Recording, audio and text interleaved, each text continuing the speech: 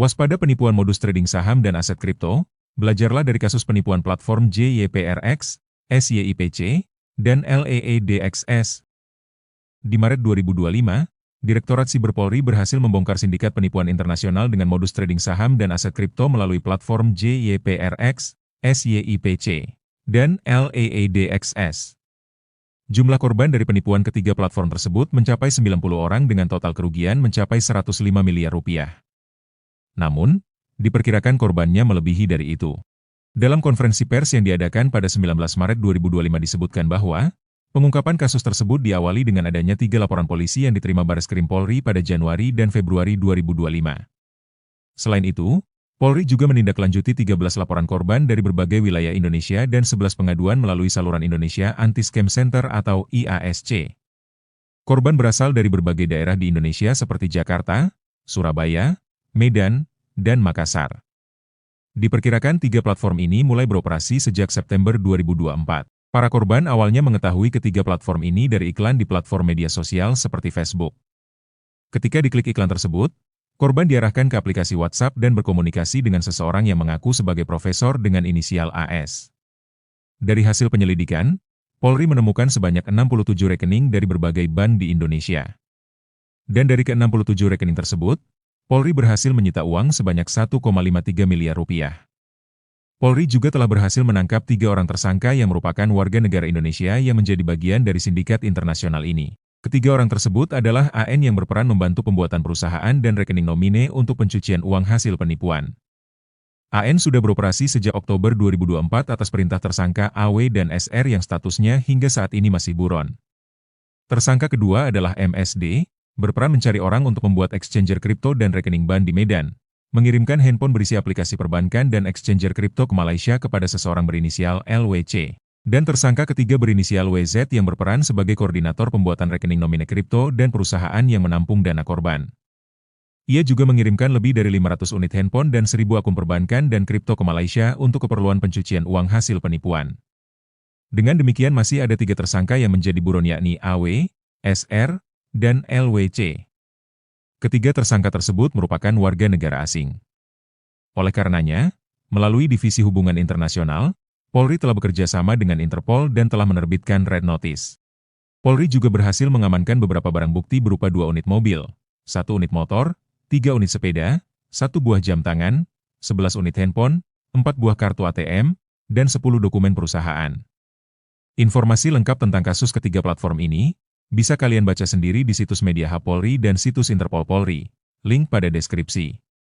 Sekarang mari kita telusuri ketiga platform tersebut. Ketiga platform tersebut terdaftar sebagai perusahaan asal Colorado, Amerika Serikat dengan nama JYPRX Virtual Currency Limited, SYIPC Cryptographies Ltd, dan LEEDXS Exchange Limited. Jika diperhatikan, ketiga perusahaan tersebut seolah-olah merupakan perusahaan yang sudah lama didaftarkan.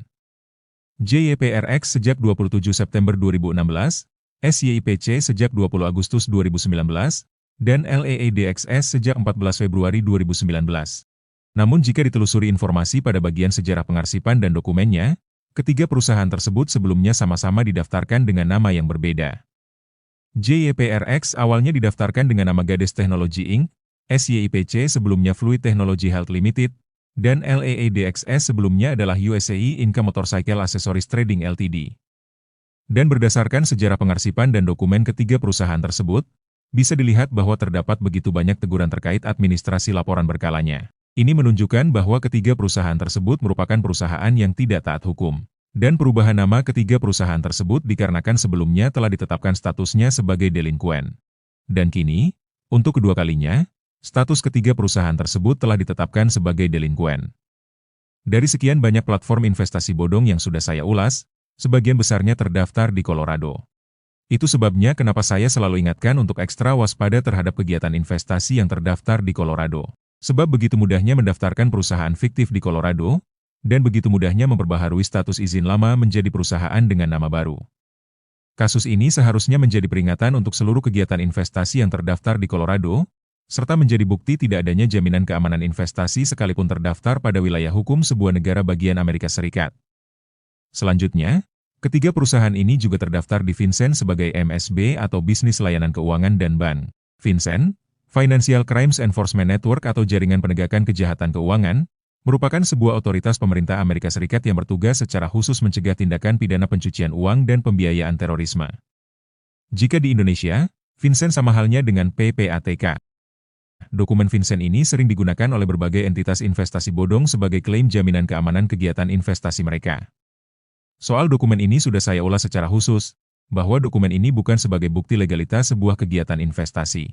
Bahkan, di setiap dokumen informasi pendaftaran MSB yang diterbitkan oleh FinCEN, terdapat disclaimer yang menyatakan bahwa klaim yang menggunakan dokumen FinCEN sebagai jaminan keamanan kegiatan investasi, kemungkinan merupakan penipuan atau upaya untuk menipu konsumen. Jadi, bagi kalian yang berinvestasi pada platform yang menggunakan dokumen FinCEN sebagai klaim legalitas investasinya, waspadalah. Ketiga platform tersebut juga mengklaim telah terdaftar secara resmi di SEC atau Komisi Sekuritas dan Bursa Amerika Serikat. Setelah ditelusuri di situs sec.gov, klaim tersebut merupakan klaim palsu. Sebab, pendaftaran yang dimaksudkan tersebut hanya berupa pemberitahuan formulir D kepada SEC. Jika dicek pada bagian formulir yang diajukan ketiga platform tersebut, terdapat disclaimer dari SEC yang menyatakan bahwa Komisi Sekuritas dan Bursa belum tentu meninjau informasi dalam pengajuan ini dan belum memastikan keakuratan dan kelengkapannya. Pembaca tidak boleh berasumsi bahwa informasi ini akurat dan lengkap. Peringatan soal penipuan dengan menggunakan klaim yang keliru terkait penggunaan formulir D sudah lama diingatkan oleh SEC. Dalam peringatan yang diterbitkan oleh Kantor Edukasi dan Advokasi Investor SEC pada 20 Maret 2014, disebutkan bahwa pengajuan formulir D tidak ada hubungannya dengan seseorang atau firma terdaftar di SEC.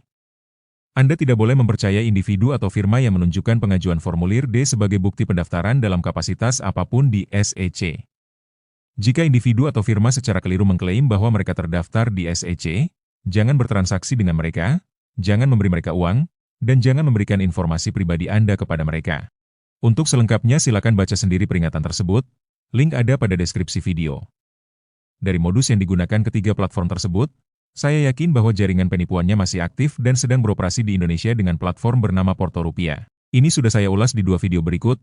Ulasan pertama membahas tentang legalitas Porto Rupiah, termasuk klaimnya yang terdaftar di SEC, sama halnya dengan ketiga platform tersebut. Sementara ulasan kedua membahas tentang white paper-nya yang menjadi bukti penipuannya.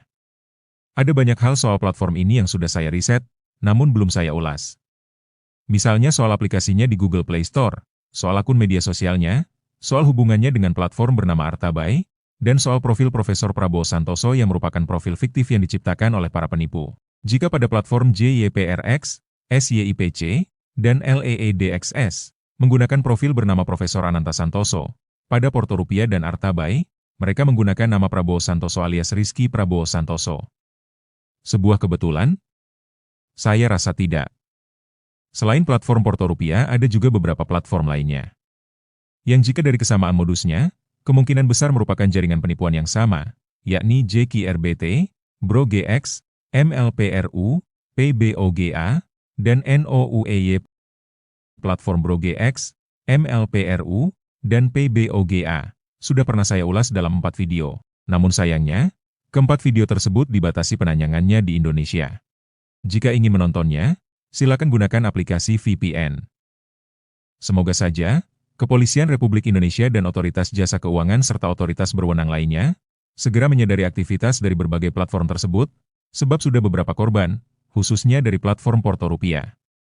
Jadi, jika kalian ditawarkan berinvestasi di beberapa platform tersebut, atau platform lain yang belum disebutkan, namun memiliki kesamaan modus, saran saya hindari jika tidak ingin kehilangan uang kalian. Dan bagi kalian yang telah menjadi korban penipuan dari platform JYPRX, SYIPC, dan LEEDXS, jika kalian menonton ulasan ini, saran saya sampaikan temuan ini ke otoritas kepolisian untuk pengembangan penyidikan. Jangan pernah biarkan penipuan tanpa perlawanan.